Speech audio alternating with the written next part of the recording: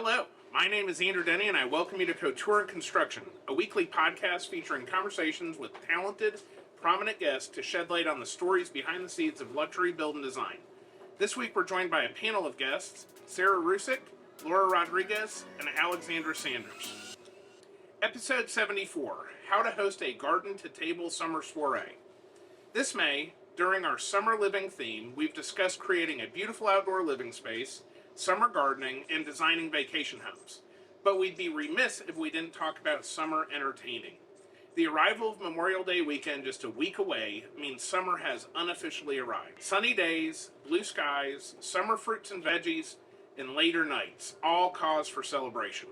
Nothing beats outdoor dining with fresh dishes, delicious cocktails, and good company. It's a beautiful, almost summer day here in Nashville, and we're getting outdoor party vibes by recording a very special Season 4 finale episode from Kolo Collective's beautiful outdoor patio located within the Nashville Design Collective. We've enlisted the pros to give our listeners all the tips they need to host the perfect garden-to-table summer soiree, and we're joined by a live audience for the first time ever. Let's introduce our panel of guests. Sarah Ruzic of Tennessee Kitchen Gardens designs, installs, and maintains raised bed gardens so that you can cultivate a kitchen garden lifestyle. Chef Laura Rodriguez, a holistic chef, autoimmune disease warrior, and backyard farmer, and Alexandra Sanders, founder of her marketing firm, Exit 11 Marketing. So a big thanks also to Kolo for lending us their patio for today's episode. Ladies, thank you so much for being here. Very excited to have you. Nice to be here. Our live studio audience, everybody. So, let's start with you, Sarah. Tell us a little bit about Sarah and Tennessee Kitchen Gardens. Sure. I feel like my little business that I started is a merging of passion and profession. I started out as a high school English teacher for 15 years, and I would kick off my high heels in the passenger seat of my car every afternoon as soon as it got warm, and would head off to my garden at the end of the school day to de-stress. And little by little, friends started calling me and asking me, there's like 7 different types of tomatoes, which ones do I buy? And so I gave them a good teacher-ish lesson on what is the best tomato and how to grow radishes and celery and all of the things. And little by little, I started garden consulting, which shifted into design. And now it's designing, maintaining, and then also educating people on what it looks like to be a gardener. So it's not quite so overwhelming from the start. Oh, that's awesome. And a little fun fact about you. I understand, and so full disclosure, we have built a beautiful, unbelievable potager-style garden with Sarah, and it is really a wonderful thing. So we've gotten to know Sarah a little bit outside of this and as one of her clients, and we can't recommend her highly enough. But share with us a fun fact about you, your education. You had an opportunity to go anywhere. So you're like Harvard or Vanderbilt. Like, tell us a little bit about that. My education? I always like to brag on other people how smart they are, because I'm not very smart. My dad would have a good laugh at this, because I went to Miami of Ohio for school, but then I ended up going to Cambridge, England. And I studied literature. That old thing. Yeah. So I studied literature, wrote a thesis over there, and then came home and I joined Teach for America.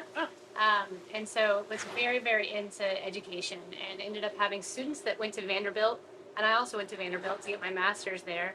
And so my teaching, the richness of education has been like really intense in my life, but over time it got to be where I wanted to be outside more. Fluorescent lighting wasn't doing it for me. So yeah, I definitely love school. Well, and that has been fun, and again, that's one of the great things about working with you. Not to give you another shameless plug, but it's been wonderful with the education that you bring to the experience of creating gardens. Working with Andrew's 2 little girls the other day to teach them about planting sunflower seeds was really fun. They're very curious. Yes, absolutely. Laura, chef, welcome. Thank you. Thank you for being here. Tell us a little bit about Chef Laura Rodriguez. You know, I have an interest. I mean, it's interesting. I have a similar kind of story. I used to be a teacher, and but I fell in love with food when I studied abroad in Italy, and I just was like, I have to do something in the food industry. So I had a writing degree. I thought I would be a food writer. But then after doing that for a while, I was like really overly critical of everything that I ate in a restaurant. And I thought, man, I think I need to work in a restaurant to see how hard it is, because none of this food is tasting good. And there must be a reason why. And so I went on to work in restaurants, and I ended up starting my own catering company. I did that for 9 years. And then I took a job as a chef, a personal chef for a country music artist, and I just recently left that, and now I'm following my passion, which is helping people like me who have autoimmune conditions eat for their body so that they can use food as a healing modality. And so, yeah, I'm also following my passion project. Oh, that's so awesome. Wonderful, wonderful. Well, again, thank you for joining us. Thank you for having me. Alexandra Sanders, marketing guru. You're over the Nashville Design Collective marketing, and we've gotten to know each other well. Tell us a little bit about you and Exit 11 marketing, and Alexandra's here because she knows how to put together a party, as we've all seen. Well, thank you, Andrew. Yes, I have the unbelievable privilege of representing the Nashville Design Collective from a marketing, branding, and activation standpoint. Exit 11, we're a little different, a different firm, because we take a very curated approach to marketing. No two clients are the same. They'll never be the same. Their issues are never going to be the same. So when I was seeking out help in my previous tenure, I found these big firms with a portfolio of options that didn't feel very personal to me. And I always knew I wanted to start my own company. I came from the world of publishing, and I loved it very, very much. And when I had the opportunity to make this transition, I just hit the ground running. And when I created Exit 11, my main mission was to create a company that was retainer-based. You hire us when and how you need us. No of these huge long contracts or empty promises or blanket statements of strategy. We really want to get to know your own personal needs and how we can target them directly. So it's a much more personal, curated, strategic approach to marketing, to branding, and to, of course, planning fabulous parties. Wonderful. Okay, ladies, thank you all for those great introductions. And so, Sarah, let's start off the topics with you. So you're an expert at building dream gardens, and what are the steps some of our listeners should take to install the garden beds that, how do you do this? We're right here, and now I know we're in warm season, not hot season. Not yet. So share with us, where do you kind of start to create the kitchen garden? Mm-hmm. Well, start with raised beds. We've actually talked, a couple people already tonight have talked about building raised beds. And that's the best place to start in Tennessee, especially because even though we have pretty good soil and people have been, agriculture in Tennessee has been a thing forever, but we still have clay soil, and it's hard for drainage. It's hard for water to really get into the seeds and for things to not dry up. So raised beds are key, and then with raised beds we can control our soil, our sun, also our water. Like we want to be close to water at your house, like a spigot or an irrigation system. And also you want to put a raised bed wherever it's convenient, because so I designed kitchen gardens so much for the sake of integrating the garden into your lifestyle. And so you want to pass it every day. You want to go out and like pick a few weeds here and there, or like go ahead and grab a couple of pieces of kale for your morning smoothie. So when I think about raised beds, I think about good soil, making sure that we're in a good place for sun, close to water, and then just convenience. Oh, that's awesome. That's awesome. Chef, you agree with everything? Yeah, I'm over here shaking my head like, yes, I totally agree with that. The first 3 years that we were farming the land that we live on, we did without raised beds. And it's been 2 years with raised beds, and it's been just, wow. The difference is, you can't compare, because we were constantly amending the soil and doing lasagna layering, all this stuff to try to get that soil to be lighter and easier to use. And it's so hard. So yes, everything that she said, I agree with. So between the two of you, what should we be growing? I mean, what's going to be utilized? What's going to be pretty? What is the season going to give us? Well, I'll start off by saying that I believe that in Middle Tennessee we can harvest 40 weeks a year. I don't know Wow. if you, even in cold weather, Wow. 40 weeks. we can pull 40 harvests a year. Sometimes it's going to be three armloads of tomatoes and cucumbers and zucchini, and sometimes it's going to be a big handful of kale and broccoli and Brussels sprouts and cauliflower. But I believe that if you learn how to garden to where you're using the right stuff at the right season and constantly planting seeds, then you can maintain a garden for 40 weeks a year. Wow. So that said, here we are. We're kind of edging. Today is a hot day, so we're in a warm season, but we're edging into the hot season. So we're in cucumber tomato land, and then we're moving into sweet potato and okra and tomatillo land, almost tropical in like the July. And then my only other big shtick is that I love thinking about diversity in the garden. If we have something in Tennessee that just gets my squash every 4th of July weekend, it's called a squash vine borer. But if you grow a patty pan squash and a crookneck squash and a dark green zucchini and also a Hubbard squash and a butternut squash and a kabocha, and I don't know if anybody else is thinking about your Whole Foods aisle right now, but like a bug is gonna love one, and it might leave the rest alone. And so really focusing on diversity with a crop is success, a key to success for your garden. I would add to that trap crops are really helpful too. Yeah. Like if you plant borage or nasturtiums, certain things that bugs really like, they'll target those and then leave maybe some other things alone. So that helps too.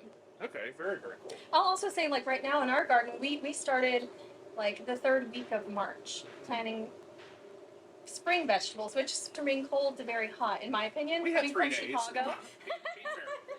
So like we're close to harvesting broccoli and kale and stuff, but we still right now we're just getting radishes and scallions and things like that. So not a lot of things coming out of the garden, but a lot of things being planted at this moment. So one thing that's interesting too, just we're in a time period of inflation, and one of the things that I love about this, it's economical. Like it's very, very economical to be able to harvest.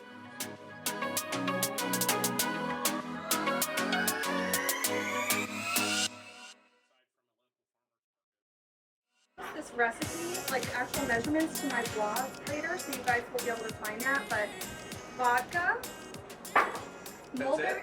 That's it. Oh, that's it. Can I get a round of applause, please? Mulberry simple syrup. So this is actually mulberries that I picked last night with 4 strawberries, local raw honey, and water. So you just cook it until the fruit softens, puree it in a blender, and then you strain it in a fine mesh strainer. Actually, I'm going to double this recipe just so I can show you a little party trick. Let's do more vodka then. All right. Let's see what else. Oh, lemon juice. So you can do lime juice if you want. You can freshly squeeze it if you want. But look, who has time for that, okay? I love to buy this Santa Cruz organic citrus juice in a jar. It lasts in your fridge for months. It seriously doesn't go bad. Yeah, absolutely. And now the piece de resistance, the thing that we're going to do to give this some body and some texture and some beautiful like head on top, is add an egg white. This is an organic pastured egg. I like to use all high quality ingredients that don't cause inflammation. So as you can see, this is a sugar-free cocktail, right? Here we go. This is why chefs wear aprons. All right, so now I'm just going to pop this on and shake it until it comes together. I have this like full of ice. And you can pour this over ice and serve it with a straw, right? Beautiful color. Isn't it gorgeous? You can put some garnishes on top. I have some lemon balm from the garden, right? Or you can serve it in a coupe, which is like so gorgeous. Look at that. Really pretty. Right? See, to me, this is everything. Like, pretty head on. Isn't that gorgeous? Pretty. So if you're vegan, you can obviously leave the egg white out, but to me, it's just like, woo, screams party.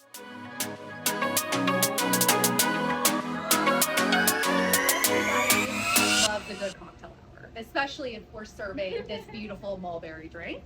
Now that we have our beautiful florals and fresh farm-to-table veggies and our beautiful food that Sarah and Laura have so beautifully gone over, my main focus and my 3 pillars that I think create a wonderful event are the timeline, the ambiance, and the professionals. Your environment do the work for you. That's why you chose to have this event outdoors. Take advantage of the beautiful open air, the lush greenery, the blue skies like we have today, all of which set the stage for wonderful ambiance. Music is, of course, fundamental in creating that perfect ambiance. If possible, live music is always best. But ultimately, when you decide to host your own soiree, of course the objective is for you to enjoy yourself, your beautiful veggies that you worked very hard to harvest, and hopefully you're in your backyard curated by the beautiful furniture from Kolo. So focus on being yourself and entertaining how you would want to be entertained, and create offerings that, like Laura said, you enjoy eating. Because when the host is at ease and comfortable and in his or her element, it sets the tone for fabulous work. Wow, fantastic. So those are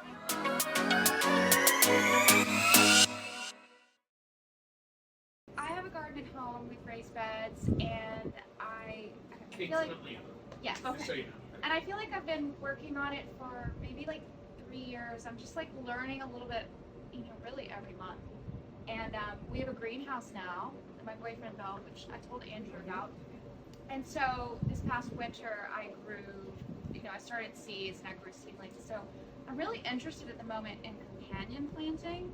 And what I grew to be companions for my veggies were barrage, starflower, zinnias, like 4 varieties, cosmos, which I know that they're a little bit like wild and weedy, but I think they're really beautiful, especially with that pop of orange from the sulfur cosmos, because we have so much orange and terracotta in our garden. So what I've been trying to master is like where to plant, certain companion plants, the right locations, the right things to pair them with. And I was also really fascinated by, I read about a gardener in Bluffton, South Carolina, Ryan Clark, who grows society garlic with his daffodils because it's an aesthetic companion planting. So when in the spring, when you're waiting for the daffodils to turn yellow so that you can then prune them back, because they have to, it's for the health of the bulbs, they have to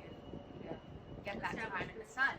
So his society garlic will then blossom and blend in with the foliage from daffodils, which I'm so fascinated by, because all of our beds are like these flopped over daffodils. We're trying to grow our, we're trying to grow our southern flowers, our summer flowers on top of those with plans to cut them back later.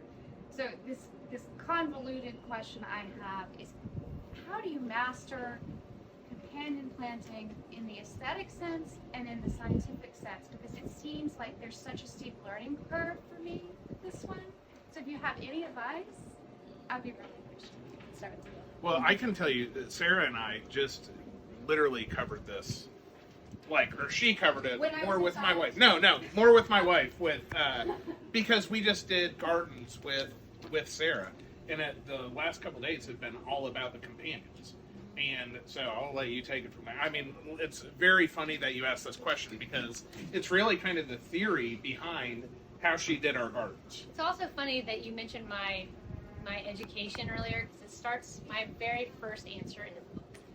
It's a really great book that debunks a lot of myth around companion planting, and I really appreciate that, because you can get your head on a swivel when it comes to companion planting and just Googling. It's overwhelming. It's overwhelming. And I mean, for every year of my gardening, for 15 years, for 20 years, I feel like I've been walking around with my phone in my back pocket, constantly looking up stuff. Phone's getting all dirty. Oh yeah, the heat of the phone. Yeah. Yeah, I constantly Google everything. What should I plant with my celery? What should I plant with my? But the thing is, there's a great book called Plant Partners. Highly recommended. She has 6 chapters, and her 6 chapters go into the science of plant partnering. Things like what provides a weed cover, like clover is a simple thing to plant with blueberries and strawberries, because it it makes the supposedly makes the taste better, and it also provides a weed cover, mulch, a living mulch. And then there's things like trap crops, like Hubbard squash, which is like this weird green pumpkin-y looking squash. And for some reason, squash vine borers love Hubbard squash, and they'll always go to Hubbard squash, and they won't go to your acorn squash. And so, anyway, so she has 6 chapters. I just named 2 of them: cover crops and trap crops. And the other 4 are all these other scientific things that she's like measured to figure out what actually works together, and not to let your head spin for the rest of it. I've got one. Do you all have any summer soirees or parties planned? Always. I do a cooking class series called Cooking from the Garden, where we start in the garden with a mini gardening lesson, and then we harvest vegetables and cook what we harvest. So Oh, that's awesome. That's awesome. I have constant summer soirees. I have a summer drink every year that I Nice. try to get from something from the garden that I can use. I love elderflower wine, so that's usually an elderflower wine with a little bit of a seltzer and lemon balm. Wow. It's a summer drink, and I just have it in constant rotation. Wow. So yeah, that's an English thing. That sounds I learned great. From a woman That from sounds great. Nashville that is amazing at making elderflower wine. You, from a fashion standpoint, what do you wear to a summer soiree? I mean, stick to the flats or the chunky heel. No one wants your beautiful stiletto being shoved into the grass. into the red clay. Yes, there's nothing worse. And of course, the lighter, the better. Flowy long dresses, shorts with a button-down blouse. Maybe ladies pin your hair up. And since, we're in Middle Tennessee, it gets hot and you want to be comfortable. Linens, light cotton. Stick to those kind of fabrics. Wonderful. Wonderful. Always struggle with when to harvest. My stuff gets too big and then starts to flower and go to seed, and then it's inedible. So I need your best tips on when to know that it's ready to eat. Grow in your home garden is not going to look like the food that you get in the grocery store. So don't go by, oh, well, they come so big in the grocery store. The carrots are this round. Just pick, like she said, pick it when you're ready. But there are some rules, like once the carrot tops start to pop out of the ground and the radish tops pop out of there, and there are certain things that you'll know. And also, I would recommend, like for broccoli specifically, buy the well, that too, slow bolting, but the variety that also has side shoots, because you can crack that big crown off when you're ready for it, and then it'll shoot up side shoots. So Oh, you that's have interesting. for stir fry and stuff as well. So Yeah. But all of this, as we said earlier, is really by trial and error. So you know that you waited too long because it went to flower, but now a lot of the flowers are edible, right? Radish flowers, arugula flowers, they're all edible. So save those for pretty garnishes. Don't throw it away. But next time, pick it when you go out there and you go, oh, I want it to be a little bigger. Just pick it right then, because it's like it's ready. If it looks like food, eat it. Absolutely. 'Cause There you go. The thing is, also, it's like we go to the grocery store and we buy these plastic boxes of spinach and arugula, and it goes bad Oh, in totally. 4 days. Yeah. And so if you just go out there when you're ready, like you're ready to have your salad for the afternoon or for the evening, just go out there and pick it all. Yeah, it's really tempting to want to have like this big harvest, but now you got all this food that you have to store and wash and keep in the fridge, and then remember that you have it and use it before it goes bad. Whereas if you just go out and grab what you need for the night, One meal at a time. yes, Today absolutely. I went out and I got 7 leaves of kale, 7 basil leaves, a couple of snips of thyme, and a bunch of lemon balm. And I made a really lemony salad with olive oil, salt, and pepper, and a little bit of like slivered almonds on top. And it was a weird like mix of greens, but it tasted awesome. But it worked, it No, sounds it like. tasted awesome, and it was but it wasn't. I knew that I wasn't gonna get quite enough kale for like a full bowl. But and also sorrel. I also had sorrel, so that was like a very lemony salad. Perfect.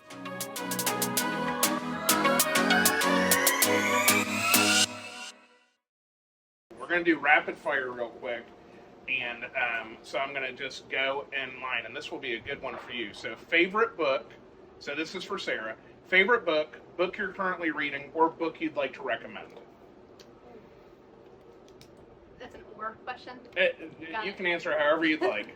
I mean, you did study literature at Cambridge, I so should. I mean, I should. I don't want to limit you here. She's gonna put me to shame for sure. I'll keep it simple. I grew up in Louisville, Kentucky. And so Barbara Kingsolver is a Kentucky writer who writes often about botany. She has for her first degree, I believe, is in botany. And so I love Prodigal Summer and Poisonwood Bible. Now, the Prodigal Summer is like close to my heart, and she talks a lot about plants. And then I'll just go on one more. Where the Crawdads Sing is about to come out. It's Fabulous book. And that's her first book, Delia Owen. That's her very first book, and she writes a ton about. She gets sciencey, which I love. I'm an English teacher, but I still love like someone who can talk science in their books. So two beautiful writers that kind of get into the geekiness of gardening. Wonderful, wonderful. Okay, Chef, beach or mountains? Beach, Beach. but then the mountains. A beach with mountains? Is that? Hey, absolutely. Yeah, right? California. Okay, final one for you, Alexandra. Yes. Favorite room in your home? Oh, easy. My sunroom in the Oh. back part of my house. I love it back there. We have a big, cozy sectional, huge floor-to-ceiling windows, and it's just very peaceful.